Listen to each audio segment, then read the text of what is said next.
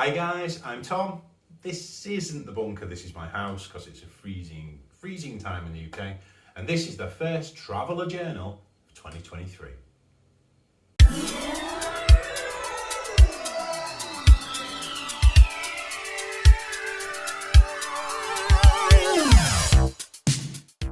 So for those of you that haven't watched the other traveller journals, we have an interesting crew of miscreants that are journeying through the universe, coming up to all sorts of no good, just been big damn heroes, and we're lucky enough to play at Mongoose Publishing, who publish Mongoose Traveller. Yeah. Now, Kat, our GM, actually writes and artistry in the book. I'm really sorry, Kat, I don't really know what your job is. I just know you're really good at Traveller. And you work there, and it's really nice that you are, involved and have taken this under your wing and then shown us how to play Traveller. Now, we are the best damn crew in the galaxy.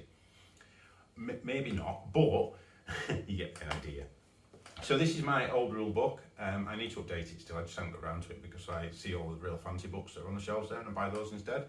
And this is our crew. So we have Hannah, our disgraced naval officer, who is coming to terms with his past and some of the more nefarious things that he's done. Bert is really the sort of sensible anchor of the group. We have Robert Beck, the infamous pirate Robert Beck. Yeah! The infamous pirate Robert Beck, who is on the run from an unknown to him, but unknown to everybody else, criminal organisation for reasons unknown to everyone else, but known to him. He may or may not have something to do with the Pirate Lord's daughter. However, Beck is what you would expect. He robs, he steals, he shoots things, he blows things up, and he's a general sort of bad guy with a good soul. We have Joseph Unusual. Joseph's an interesting character. He managed to get himself ripped in half in Last Adventure as one of the worms on Mithril. I've never seen anything like it. It was like the scene that I like Rain of Fire, where he just like jumps off the top and the thing just goes bang. It was one of the greatest moments I've ever seen in any form of tabletop wargaming or gaming of any kind. He's still alive. We don't know how. He had one health point left. But yeah, Joseph Unusual is our scientist, xenobiologist, and wearer of really, really, really distasteful shirts. Last but by no means least of our motley crew is Blinky. So Blinky is Vargier, noble, disgraced. We're all disgraced. I don't know how that happened. A Vargier noble who is travelling around the world trying to escape a life that was already pre-planned out for her. Blinky is our talker, able to strike a deal, drink at the pace of everyone else we've ever met, and generally form the leads for how we make the credits. So last time you joined us, we were escaped from Mithril, which we did. We left half of Joseph Unusual behind. These things happen. But he got a really shiny, fancy new leg and body and half body and all these various bits and pieces. And we managed to fly back to our stop-off point. Now, it was a generic sort of station, sort of planetoid thing. I must admit, I totally forget where it was. That's how good we are. But we managed to do some deals and wheeler dealers, and we managed to find 25 Vargier that would pay us upwards of 100,000 credits to transport them to the Vargier Expanse,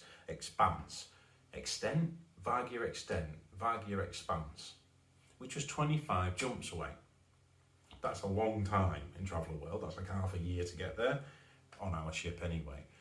We said we'd do it because it gets us to the other side of the map and gives us a plethora of opportunity to misbehave along the way. And yeah, we'll see what happens. However, it was evident that Joseph's injuries were going to take a little longer to recuperate, and he's going to have to get used to his leg, all the physiotherapy, and so on and so forth. In the real world, Leo had to work. He needed to explore our locale. Now, Blinky and Hannah went off to the Travellers' Aid Society because they've got fancy little patches. They managed to broker some deals, meet some people, some nice tea. Robert Beck thought, I'm going to go to the pub and have a fight. So he decided to go down to the busiest, dirtiest, grimiest pub he could find, have a drink and a fight. And that's exactly the type of person that he is. On his way, however, walking through the crowd and making his way through the busy sort of streets, he had music to his ears. Captain Beck! Captain Beck, is that you, Captain Beck? Now, if anyone knows Robert Beck, he's got quite an ego, and that made him immediately stop and turn around and go, yes, 'tis I, Captain Beck. So the man in front was an interesting looking chap. He was quite suave in black, and he looked like he was pretty handy. And through talking to him, Beck works out that he's actually named Jeffrey Swanston, and he's a bounty hunter. And he's a bounty hunter that needs some help. So after agreeing to buy a drink, Beck sits with him and listens to his plan.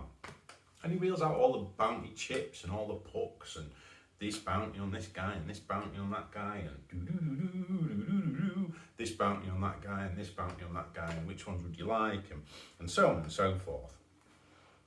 He regales Beck that he's heard that he's an infamous pirate, that he's capable of one-hitting people, he's just a genius at fighting his way out of any situation. By the time that he's finished regaling him this story, Beck's ready just to agree to anything. The man sits down a 1 million credit bounty on a lady named Aisha. 1 million credits? Aisha, a young woman who can be found at Bowman. Now, this bounty was put forward by the Imperial Research Institute. Nothing suspect at all. But Beck was already running down the streets with this in his back pocket, thinking he's made an easy 1 million credits, and he was straight back to tell the crew. Now, Blinky and Beck were in total disbelief that Beck had just agreed to this without actually informing them. And it has since been agreed that in the real world, I'm not allowed to make any decisions without the group's input, or go off by myself, or split from the party in any way. So, without the additional information that they actually would have asked for, all Beck could hear was 1 million credits and that fancy speeder bike is in his horizons, we decided that obviously now we're bounty hunters. Now, the charted path to Bowman from where we were goes past Faldor, our course, and away we went. Faldor, we would have to land for fuel. And this is a mechanic I really like about travelling. You actually have to think about how much it costs you to get places, to do things. So we had to land at Faldor. So we found Faldor ground base, come in, it's the Raven J, and they allowed us to land, and it's just a concrete slab. There's nothing really here. And out of this little shack comes one of the best characters we have yet met. A strange four-armed creature appeared and began cleaning the ship and putting the fuels in, and we were all just a bit confused as to who this was. So we decided to go out and speak to him, and it turned out his name was Jeff. And Jeff is an Amindi. Tall, they're strong, they've got 4 arms, they're quite intelligent. Unfortunately, Jeff is not the best specimen for the species, and he's a little bit special. Jeff likes rocks and shiny rocks and collecting things, and he likes to do really good and be told what to do and just agrees. He doesn't like to go out of the ship. By the time we'd finished having this interaction, and Kat played this absolutely amazingly, we were absolutely ready to give this guy a job. We decided that he actually has the skills that we need for the ship. Now, we were struggling with loading cargo. Not struggling, you can do it, but you want to role play, you want to go out there, meet people, have gun battles, blow things up, or alternatively have interesting interactions about politics. And we needed somebody that can load cargo, offload cargo, go and collect this, go and do that. And we thought Jeff would be a brilliant ship's hand. So we said to him, hey Jeff, would you like a job? And he said, well, yeah, I've got a job. And we said, well, we'll pay you the same to come with us, and it's a world of adventure, and think of all the rocks you can find on all these other planets. And that was him sold. And he said, I actually have to give my notice period. And we thought, we don't know if we're going to come back to Faldor. So, how about 200 credits, Jeff, to join us now? So with that, we loaded up, took Jeff with us, gave him some quarters, and away we went, on the way to Bowman. Now, Bowman is a really interesting location. It's a scattering of bases inbuilt into asteroids, from what I understand. So people out there that are traveller connoisseurs can probably tell me a lot more about this. They're all interlinked, and it's like think of the expanse.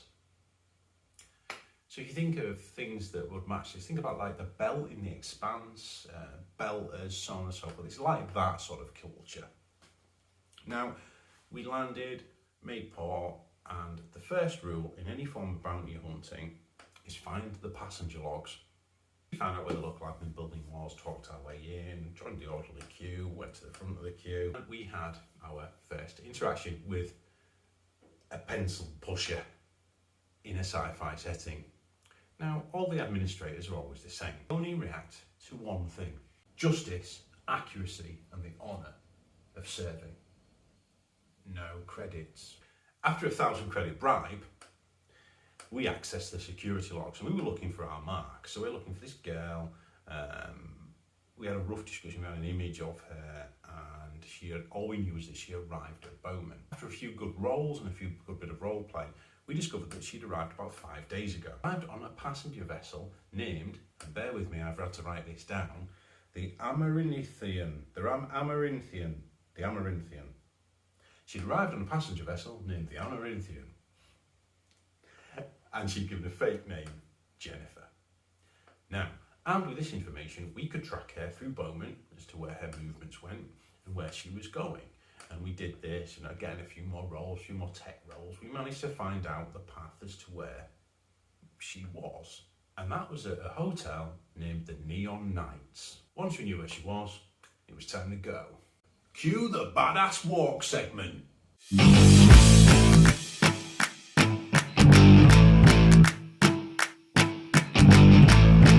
Now this place was rough. When we got there, it looked like we were going to get robbed. It looks like only Beck looked like he fit in around here. The other two, Blinky and Bear, looked like they were going to get stabbed in a back alley and robbed. Only Beck was also allowed into the hotel past the doorman. They would only allow him in. They wouldn't have Blinky or Bear Hanno in. They looked too posh. Beck walked up to the barman, and it was atypical. This guy looked hard as nails, and he looked like he's more than likely got an assault rifle under the bench, ready to pull out and start blapping. So after a bit of light threatening, light bribery, bit of drinking, Beck was able to discover that Jennifer was in room 87. And Beck being Beck. So after he'd entered like that and didn't think at all just to knock, before him was a clearly terrified young woman. Yes, it's River Tam. As Beck grabbed her, she screamed, and she let out this high-pitched scream and disappeared. So she vanished into thin air.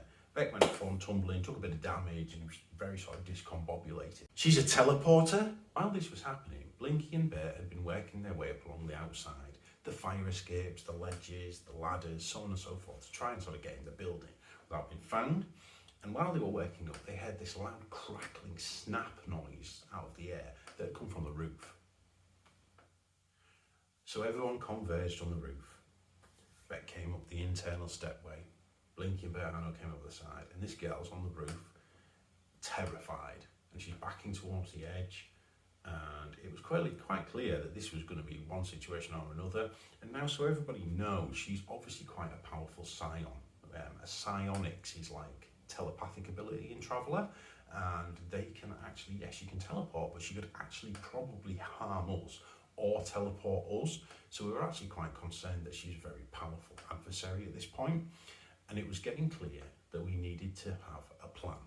We can talk to her, offer her sanctuary on our crew, forgiveness for all of her sins, and safety from running for an entire lifetime.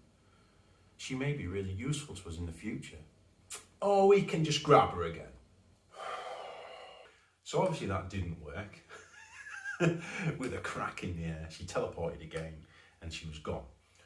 We were looking around the tops of the buildings, and as we looked down, we could see sort of commotion. Like when you look down, you see ripple effects, people moving. It was clear that somebody had appeared, causing commotion as she was running through the crowd.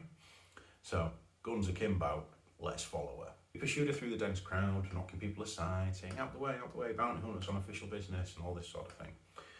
And it was quite clear that we were going to lose her, and this is before she had the ability to teleport again. So we were assuming at this point it took her time to sort of recharge that ability. So it got to the stage where it was quite clear we were going to lose her. So Beck came up with an incredible idea. 10,000 credits to whoever brings me that woman. In the total chaos that followed, as you can imagine, Beck got an opening. And when he gets an opening, he takes it. Payback time.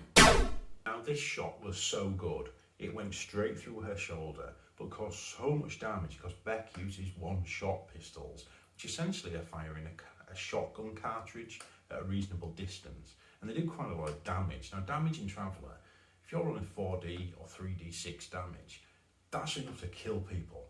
So this shot was so good in her shoulder, it almost killed her. She was left with very little health points remaining at this point. So, Bounty might not be alive. So we frantically decided, because it was chaos, there was a riot going on, Beck had started absolute chaos here and shot a young girl in the street. So he decided, throw her over the shoulder and let's hightail it to the Bounty Hunters Guild. And as we battled through the streets, we got to the Bounty Hunters Guild, threw her down, threw the puck down and said, there's your bounty, give me your 1,000,000 credits now. Now the Bounty Hunters Guild don't really take any nonsense. And they turned around and said, this girl's about to die, and if she dies, she's only worth 100,000 credits to you, not 1,000,000. And it has soon become apparent that that wouldn't cover the costs of what we'd just done. So, with bated breath, and she survived. Yes! At that point, we turned to Kat and she said, so she survived. And that was a natural 10 plus roll because of the damage, and she actually rolled it and rolled a 10 plus, she survived. 1,000,000 credits. We turned around to the bloke of the thing and said, pay the crew of the Raven J. With that, we promptly scarpered. We ran like crazy. Let's get off Bowman, let's go. I doubt Becky's ever going to be allowed back there ever again with all the camera footage of him causing a riot. And we had people to take to the Vargir Expanse, extend, up in the green bit at the top of the map.